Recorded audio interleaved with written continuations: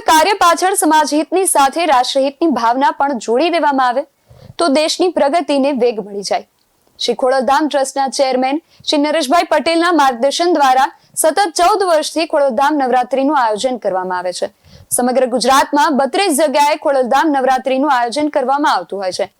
અહીંયા સમાજના દીકરા દીકરીઓને પારિવારિક માહોલમાં માતાજીની ભક્તિ અને ગરબાની મોજ એક સાથે ઉપલબ્ધ કરાવવા માટે આયોજન કરવામાં આવતું હોય છે।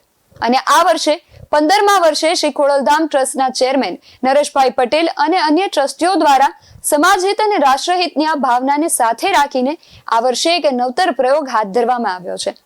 કેન્સરના કેસોમાં દિન પ્રતિદિન વધારો થઈ રહ્યો છે, ત્યારે આ વર્ષે ખોડલધામ નવરાત્રીનું કેન્સર હોસ્પિટલના લાભાર્થે આયોજન કરવામાં આવી રહ્યું છે।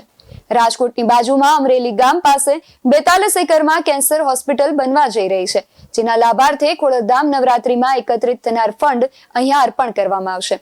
આયોજનમાં 350 કરોડથી વધુનું બજેટ નિર્ધારિત કરવામાં આવ્યું છે।